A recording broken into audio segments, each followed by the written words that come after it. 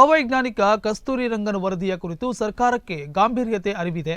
ಸರ್ಕಾರದ ನಿಲುವು ಜನಪರವಾಗಿರುವುದು ಅಲ್ಲದೆ ಕಸ್ತೂರಿ ರಂಗನ್ ವರದಿ ವಿರೋಧಕ್ಕೆ ಸರ್ಕಾರ ಬದ್ಧವಾಗಿದೆ ಎಂದು ಹೊನ್ನಾವರದಲ್ಲಿ ಜಿಲ್ಲಾ ಉಸ್ತುವಾರಿ ಸಚಿವ ಮಂಕಾಳ ವೈದ್ಯ ಹೇಳಿದರು. ಸೆಪ್ಟೆಂಬರ್ 19ರಂದು ಕಸ್ತೂರಿ ರಂಗನ್ ವರದಿಯ ಕುರಿತು ಬೆಂಗಳೂರಿನಲ್ಲಿ ಜನಪ್ರತಿನಿಧಿಗಳ ಸಭೆ ಹಾಗೂ ಸೆಪ್ಟೆಂಬರ್ 25ರಂದು ರಾಜ್ಯ ಸರ್ಕಾರ ವರದಿಯ ಕುರಿತು ನಿಲುವು ಪ್ರಕಟಿಸುವುದರಿಂದ ಅರಣ್ಯವಾಸಿಗಳ ಹಕ್ಕು ಹೋರಾಟಗಾರರ ವೇದಿಕೆಯ ಅಧ್ಯಕ್ಷ ರವೀಂದ್ರ ನಾಯ್ಕ್ ನೇತೃತ್ವದಲ್ಲಿ ರವಿವಾರ ಸಚಿವರ ಹೊನ್ನಾವರ ತಾಲೂಕಿನ ಕಚೇರಿಯಲ್ಲಿ ನಿಯೋಗ ಭೇಟಿಯಾಗಿ ಮನವಿ ನೀಡಿದ ಸಂದರ್ಭದಲ್ಲಿ ಹೇಳಿದರು. ವಿರೋಧ ಮಾಡಬೇಕು, ಯಾಕೆ ಸರ್ಕಾರ ತಿರಸ್ಕಾರ ನಮ್ಮ ಬೇಡಿಕೆ ಸಂಪೂರ್ಣವಾಗಿ ತಿರಸ್ಕಾರ ನಮ್ಮ ಬೇಡಿಕೆಗಳಾಗಿತ್ತು. ಇದರ ಜೊತೆಯಲ್ಲಿ ನಾವು ಕೇಳ್ಕೊಳ್ಳೋದೇನೆಂದರೆ ಇದು ಪೂರ್ಣವಾಗಿ ಅವೈಜ್ಞಾನಿಕ. ಅನೇಕ ಸಲ ನಮ್ಮ ಜೊತೆ ಚರ್ಚೆ ಮಾಡಿದ್ರೆ ನಮ್ಮಲ್ಲಿ ವ್ಯಕ್ತಪಡಿಸಿದ್ರು. ಆದರೆ ಇವತ್ತು ನಮಗೆ ಬಂದಿರೋ ಕಾರಣ ಅಂದರೆ 19ಕ್ಕೆ ಕಸ್ತೂರಿ ಸಂಬಂಧಿಸಿದಂತೆ ಒಂದು ಜನಪ್ರಿಯ ಮೀಟಿಂಗ್ ಇದೆ ಅಂತ ಹೇಳಿಕೆ ಬಂತು. ಅಷ್ಟೇ ಅಲ್ಲ, 25ಕ್ಕೆ ಸರ್ಕಾರ ನಿಲುವನ್ನು ಪ್ರಕಟಿಸುತ್ತೆ. ಈ ಹಂತದಲ್ಲಿ ಸೆಪ್ಟೆಂಬರ್ ಲಾಸ್ಟ್ ಒಳಗೆ ಕೊಡಲಿಲ್ಲ ಅಂದ್ರೆ ನಮ್ಮ ನಿರ್ಣಯವನ್ನು ತಗೊಳ್ತೀವಿ. ಹಾಗಾಗಿ ಸರ್ಕಾರವೂ 25 ನಿಲುವು ಮಾಡ್ತೇನೆ ಅಂತ ನಾವು ಕೊನೆಯ ಬಾರಿ ಇನ್ನೊಂದು ಪ್ರಯತ್ನ. ಈಗ ನಮಗೆ ಸಂತೋಷ ಅಂತ ಹೇಳಿದ್ರೆ ಈ ಸಂಪುಟ ಉಪಸಮಿತಿ ಏನು ಮಾಡಿದ್ರಲ್ಲ ತಾವು ಸದಸ್ಯರಾದ್ರಿಂದ ತಮ್ಮ ಪಾತ್ರನೂ ಜಾಸ್ತಿ ಇರುವುದರಿಂದ ಕಸ್ತೂರಿ ರಂಗನ್ ವರದಿ ಅವೈಜ್ಞಾನಿಕವಾಗಿದ್ದು ಸ್ಯಾಟಲೈಟ್ ಚಿತ್ರಣದ ಮೂಲಕ ತಯಾರಿಸಿದ ವರದಿಯು ವಾಸ್ತವಿಕ ಮತ್ತು ನೈಜತೆಯ ಚಿತ್ರಣಕ್ಕೆ ವ್ಯತಿರಿಕ್ತವಾಗಿದೆ. ಅಲ್ಲದೆ ಗ್ರಾಮದ 20%ಕ್ಕಿಂತ ಹೆಚ್ಚು ಭೌಗೋಳಿಕ ಪ್ರದೇಶ ಜೀವ ವೈವಿಧ್ಯ ಪರಿಸರ ಸೂಕ್ಷ್ಮವಾಗಿರುವ ಮಾನದಂಡದ ಅಡಿಯಲ್ಲಿ ಸೂಕ್ಷ್ಮ ಪ್ರದೇಶವೆಂದು ಗುರುತಿಸುವುದು ಅವೈಜ್ಞಾನಿಕ ಎಂದು ಅಧ್ಯಕ್ಷ ರವೀಂದ್ರ ನಾಯ್ಕ್ ಹೇಳಿದರು. ನಾವು ನಿಮ್ಮಲ್ಲಿ ಕೆಲವೊಂದು ಭಿನ್ನವಾದ ಕೇಳ್ಕೊಳ್ಳೋದಂದ್ರೆ ಹಿಂದೆ ತಾವು ಅದನ್ನು ಚರ್ಚೆ ಮಾಡಿದ್ರಿ, ಕೇರಳ ಮಾದರಿ ಪ್ರಕಾರ ಅಂತ ಹೇಳಿ. ಕೇರಳದಲ್ಲಿ ಏನಾಗಿದೆ ಸ್ವಾಮಿ ಅಂದ್ರೆ ಈ ಇವ್ರು ಏನ್ ಮಾಡೋದಂದ್ರೆ ತಮ್ಗೆ ಗೊತ್ತಿರುವಾಗೆ ಇದು ಸ್ಯಾಟಲೈಟ್ ಇಂದ ಫೋಟೋ ತೆಗೆದಿದ್ದಾರೆ.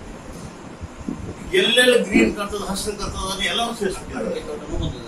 ಅಡಿಕೆ ತೋಟ ಬಂದಿದೆ, ಭತ್ತ ಬಂದಿದೆ, ಎಲ್ಲಾ ತೋಟಗಳು ಹಸಿರು ಕಾಣೋದೆಲ್ಲ ಸೇರಿಸ್ಬಿಟ್ಟಿದ್ದಾರೆ. ಇಲ್ಲಿ 2 ಭಾಗ ಇದೆ, ಒಂದು ಗ್ರೀನು ಫಾರೆಸ್ಟ್, ಒಂದು ಗ್ರೀನು ಕಾಶಿ. ಇದು ಒಂದು ಟೆಕ್ನಿಕಲ್ ಡಿಫೆಕ್ಟ್ ಅಂತ ಹೇಳೋದು. ಕೇರಳದಲ್ಲಿ ಏನ್ ಮಾಡಿದ್ರೆ ಅಂದ್ರೆ ವೈಜ್ಞಾನಿಕ ಮತ್ತು ಭೌತಿಕ ಸರ್ವೆ ಮಾಡಿದ್ರು. ಭೌತಿಕ ಸರ್ವೆ ಅಂದ್ರೆ ಒಂದು ಗ್ರಾಮ, ಒಂದು ಗ್ರಾಮದಲ್ಲಿ ಅಲ್ಲಿ ಏನ್ ಮಾಡಿದಾರೆ ಅಂದ್ರೆ ಫಸ್ಟ್ ಒಂದು ದೊಡ್ಡ ವೀಕ್ ಪಾಯಿಂಟ್ಸ್ ಸಂಪೂರ್ಣವಾಗಿ ಆ ಗ್ರಾಮವನ್ನೇ ಸೂಕ್ಷ್ಮ ಪ್ರದೇಶ ಮಾಡಿಬಿಟ್ಟಿದ್ದಾರೆ. ಅಲ್ಲಿ ಕಂದಾಯ ಭೂಮಿಯವರು ಬಂದ್ಬಿಟ್ಟಿದ್ದಾರೆ, ಕಂದಾಯ ಮಾಲ್ಕಿದ್ದಾರು, ಅರಣ್ಯನೂ ಬಂದಿದೆ. ಈ ಪ್ರದೇಶದಲ್ಲಿ ಎಷ್ಟು ದೊಡ್ಡ ಟೆಕ್ನಿಕಲ್ ಪ್ರಾಬ್ಲಮ್ ಅಂದ್ರೆ 20%ಅಷ್ಟೇ ಅದು ಇದು ಬಂತಂದ್ರೆ ಗ್ರೀನ್ ಬಂತಂದ್ರೆ ಅದನ್ನು ಸೇರಿಸ್ಬಿಟ್ಟಿದ್ದಾರೆ. 80% ಡ್ರೈ ಏರಿಯಾ. ಅದೊಂದು ಟೆಕ್ನಿಕಲ್ ಡಿಫೆಕ್ಟ್. ಇದನ್ನು ಕೇರಳದವ್ರು ಏನ್ ಮಾಡ್ತಾರೆ, ವೈಜ್ಞಾನಿಕ ಮತ್ತು ಭೌತಿಕ ಸರ್ವೆ ಮಾಡಿದೆ. ಮಾರ್ಕೆಸ್ಟ್ ಬರ್ತದೆ, ಫಾರೆಸ್ಟ್ ಬರ್ತದೆ, ಗ್ರೀನ್ ಬಂದಿರೋದೆಲ್ಲ ಕನ್ಸಿಡರೇಷನ್ ಮಾಡಿ ಕೊಟ್ಟಿರುವ ಅವ್ರು ಏನ್ ಮಾಡಿದ್ರು ಅಂದ್ರೆ 60% ಹೆಚ್ಚು ಗ್ರೀನರಿ ಇರುವುದನ್ನ ಲೀಸ್ಟ್ ಮಾಡಿ ಸಬ್ಮಿಷನ್ ಮಾಡ್ತಾರೆ. ಫಸ್ಟ್ ವರದಿಯಲ್ಲೇ ಅವರು 18,000 ಇರುವುದನ್ನು ಇವತ್ತು 8,500 ಡೌನ್ ಮಾಡ್ತಾರೆ. ಇದು ಬಹಳ ದೊಡ್ಡ ಡ್ರಾಬ್ಯಾಕ್ ಮಾಡಿದ್ರು. ಎರಡನೇವರು ಏನು ಪ್ರತಿ ಗ್ರಾಮ ಸಭೆಯಲ್ಲೇ ಮಾಡಿದ್ದಾರೆ. ಪ್ರತಿ ಗ್ರಾಮ ಸಭೆ ಮಾಡಿ ಪ್ರಾರಂಭ ಮಾಡಿದ್ದಾರೆ. ಗ್ರಾಮ ಪಂಚಾಯತಿಯಿಂದ ಪ್ರಾರಂಭ ಮಾಡಿಸ್ಕೊಂಡಿದ್ದಾರೆ. ಇದು ಒಟ್ಟಾರೆ ವೈಜ್ಞಾನಿಕವಾಗಿ ಬೌದ್ಧಿಕವರು ಏನು ಸರ್ವೆ ಮಾಡಿದ್ರು ಆ ಸರ್ವೆ ಅವರಿಗೆ ಬೆನಿಫಿಟ್ಗಳಾಯಿತು. ಕಸ್ತೂರಿ ರಂಗನ್ ವರದಿ ಸಚಿವ ಸಂಪುಟ ಉಪಸಮಿತಿಯ ಸದಸ್ಯರು ಆಗಿರುವ ಸಚಿವರು ತಿರಸ್ಕರಿಸಲು ತೀವ್ರ ಒತ್ತಡ ರಾಜ್ಯಾದ್ಯಂತ ಇದ್ದು ವರದಿ ತಿರಸ್ಕರಿಸಲು ಒತ್ತಡ ತರಲಾಗುವುದು ಎಂದು ಸಚಿವರು ಈ ವೇಳೆ ನಿಯೋಗಕ್ಕೆ ಭರವಸೆ ನೀಡಿದರು. ಉತ್ತರ ಕನ್ನಡದಲ್ಲಿ ವರದಿಯಿಂದ ಜನರ ಮೂಲಭೂತ ಸೌಕರ್ಯ ಮತ್ತು ಅರಣ್ಯವಾಸಿಗಳ ಹಕ್ಕಿಗೆ ಆತಂಕ ಉಂಟಾಗುವುದು ಎಂದು ಹೇಳಿದರು. ಈಗ ನಮಗೆ ಕೇಳ್ತಾ ಇದ್ದು ನಿಮ್ಮ ಅಭಿಪ್ರಾಯ, ಈಗ ವಿಧಾನಸಭೆ ಕಲಿಲಿಕ್ಕೆ ಆಗುದಿಲ್ಲ.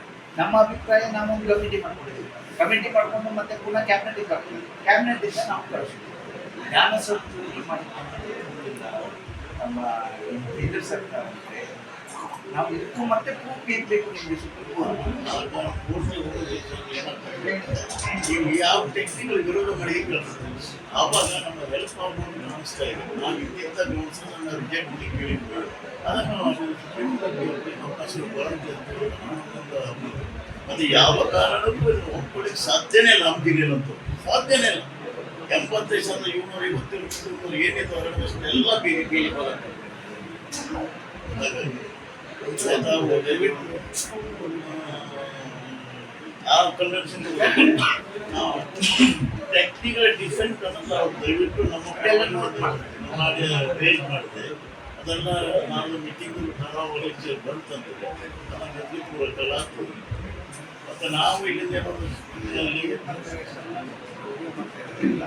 ಚರ್ಚೆಯಲ್ಲಿ ಪ್ರಧಾನ ಸಂಚಾಲಕ ಜೆಎಂ ಶೆಟ್ಟಿ ಮಾತನಾಡಿ, ವರದಿ ಜಾರಿಯಿಂದ ಜನರ ಸ್ವಾತಂತ್ರ್ಯ ಜೀವನಕ್ಕೆ ಬಾಧಕ ಉಂಟಾಗುವುದು ಎಂದು ಹೇಳಿದರು. ನಮ್ಮ ಕರ್ನಾಟಕದಲ್ಲಿ 36% ಏರಿಯಾ ನಮ್ಮ ರಾಜ್ಯದೀಯ, ಶೇಕಡ 36 ನಮ್ಮ ರಾಜ್ಯದೀಯ. ಇದು ನಮ್ಮೇಲೆ ಏನಾಗಿದೆ, ನಮ್ಮ ಪರ್ಮಿಷನ್ ಇಲ್ಲದೆ ಸೇರ್ಲಿಕ್ಕೆ ಅವಕಾಶ ಇಲ್ಲ ಅಂತೇಳಾದ್ರೆ ನಾವು ಏನ್ ಮಾಡೋದು ಸರಿಯಾಗಿ ಏನ್ ಮಾಡಿದ್ವಲ್ಲ ನಾವು ಮಾಡಿದ್ದು ಇಲ್ಲಿ ತನಕ ಮಾಡಿದ್ದು ಸರಿಯಾಗಿ. ಈಗ ಒಂದ್ ಕಡೆ ಏನ್ ಮಾಡ್ತಾರೆ, ದೇಶದ ಅರ್ಧ ರಾಜ್ಯ ಒಪ್ಕೊಂಡಾದ್ರೆ ನೀವು ಯಾರು ಮಾತಾಡ್ತಿಲ್ಲ ಯಾರು ಮಾಡಿಲ್ಲ.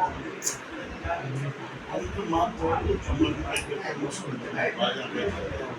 ಒಂದು ರಿಕ್ವೆಸ್ಟ್ ಅಂತ ಹೇಳಿದ್ರೆ, ನಾವು ಈ ಕಸ್ತೂರಿ ಮೂಲ ಯಾಕೆ ಟೆಕ್ನಿಕಲ್ ವೋಟ್ ಮಾಡೋದು, ನಾನು ಅಪ್ಪಿತಪ್ಪಿ ನಾವು ಜನಪರವಾಗಿ ಇರಬೇಕು ಅಂತಿದ್ರೆ ನಾವು ಮೇನ್ ಬೆಂಚಿಗೆ ಹೋಗ್ಲಿಕ್ಕೆ ಅವಕಾಶ ಮಾಡಿಕೊಡ್ಬೇಕು. ಅವನಿಗೆ ಯಾಕೆ ಅವಕಾಶ ಇಲ್ಲ ಅಂತ ಹೇಳ್ತಾರೆ. ನಾವು ಕಾರಣ 20% ಇರ್ಬೋದು, ಅದು ಇಡೀ ಗ್ರಾಮ ಸೇರಿಸಿರ್ಬೋದು, ಸೆಟಲೈಟ್ ಇದೆಲ್ಲ ಟೆಕ್ನಿಕಲ್ ಅಬ್ಜೆಕ್ಷನ್ಸ್ ತಿರಸ್ಕಾರ ಮಾಡ್ತಾರೆ. ಮತ್ತು ಈ ರೀತಿ ಮಾತಾಡೋದು ಸಹಿತ ಜಾರಿ ತರದ ಅನಿವಾರ್ಯತೆ ಕೊಂಡು ಬಂದಾಗ ಇದನ್ನೆಲ್ಲ ರಿಲ್ಯಾಕ್ಸ್ ಮಾಡಬೇಕು. ಆವಾಗ ನಮ್ಮ ಕೋರ್ಟ್ಗೆ ಹೋಗ್ಲಿಕ್ಕೆ ಅವಕಾಶ ಇರ್ತದೆ.